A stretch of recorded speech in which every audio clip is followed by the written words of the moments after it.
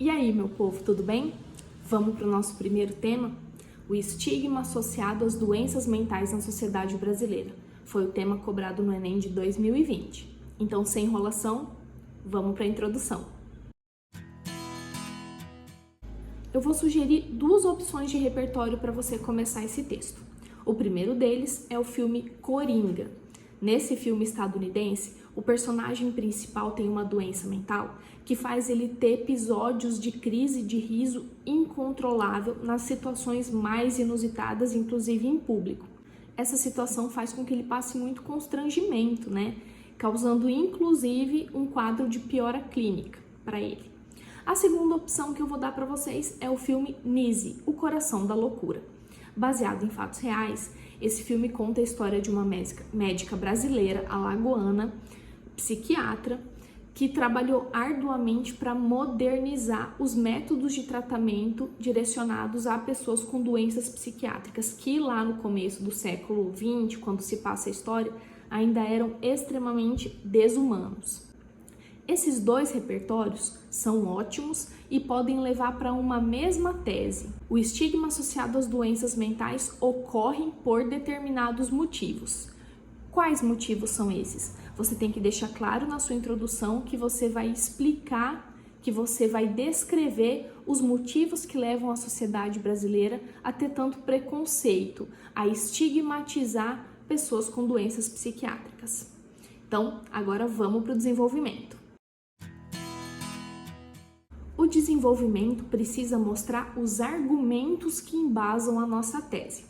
A minha sugestão é que você divida o desenvolvimento em 2 parágrafos de 7 a 9 linhas cada. Você tem que ter em mente que cada parágrafo é um mini texto, que tem que ter início, meio e fim. As ideias têm que estar bem encadeadas, tem que estar tudo bem organizado, bem embasado, certo? O ideal é começar com um tópico frasal, a ideia principal do parágrafo, e ir desencadeando as ideias secundárias a partir dele. Como são 2 parágrafos, você pode escolher 2 argumentos, um para cada parágrafo. Lembre-se, é melhor ter poucos argumentos, mas muito bem embasados, do que muitos argumentos soltos, pouco embasados. Beleza? Eu vou sugerir aqui alguns argumentos e você pode escolher aqueles que você se sentir mais confortável para destrinchar, para abordar. Vamos lá? O primeiro deles é: de acordo com a OMS, a Organização Mundial da Saúde, o Brasil é o caso com mais casos de depressão na América Latina. Infelizmente, esse dado não faz com que as doenças psiquiátricas, as doenças mentais, sejam encaradas com mais seriedade aqui no Brasil, aqui no país. Poucas pessoas têm acesso a tratamento adequado. A falta de informação também atinge em cheio a população. Tem também a glamorização da vida perfeita nas redes sociais, que leva com que muitas pessoas idealizem esse estilo de vida e acabem se sentindo menores ou menosprezadas por causa disso. Tudo isso agrava a situação das pessoas com doença mental aqui no Brasil. Segundo argumento, o acesso à saúde é um direito de todos os cidadãos brasileiros garantido pela Constituição Federal. No entanto, o Estado, com letra maiúscula, com E maiúsculo, não tem condições de garantir um acesso pleno a esse direito para os cidadãos. Nos postos de saúde, nos hospitais, nas unidades de pronto atendimento, raramente existe algum espaço específico destinado ao tratamento das pessoas que procuram as unidades de saúde em crise, com algum problema diretamente relacionado a uma doença mental. Ou seja, nem o arcabouço jurídico, a Constituição Federal, foi capaz de garantir um tratamento adequado às pessoas com doenças psiquiátricas aqui no país.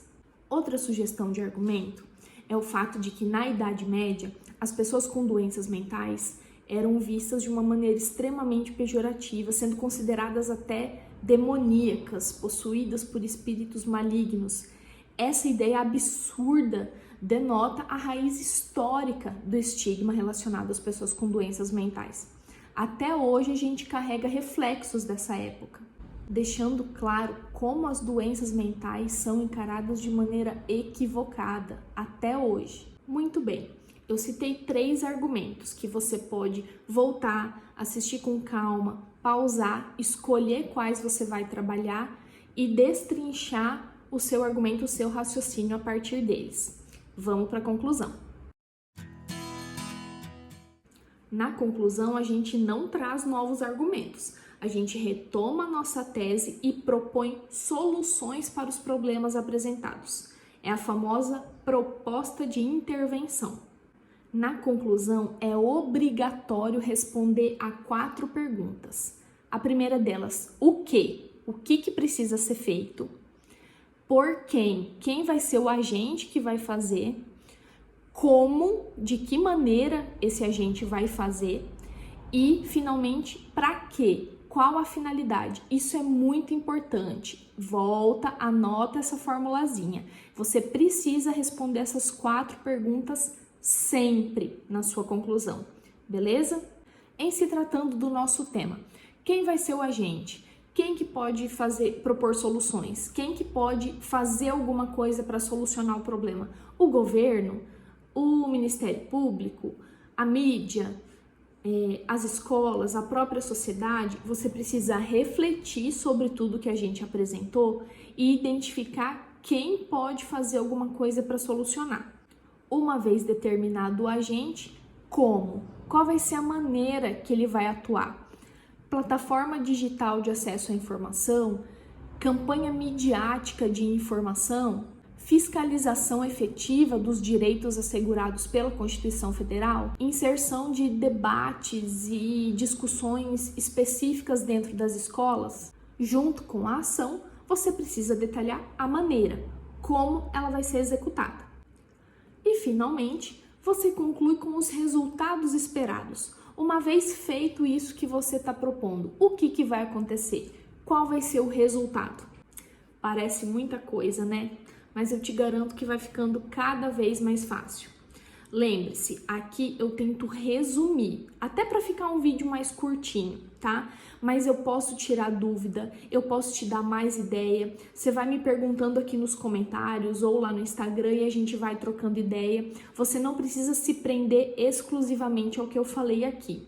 E você também não deve transcrever literalmente o que eu falei aqui. Você precisa escutar, analisar, refletir e colocar na caneta, beleza? Então, bora colocar a caneta para jogo, eu tô à disposição, vou voltar com um tema novo daqui a 15 dias, enquanto isso, a gente vai se falando lá pelo Instagram. Tchau!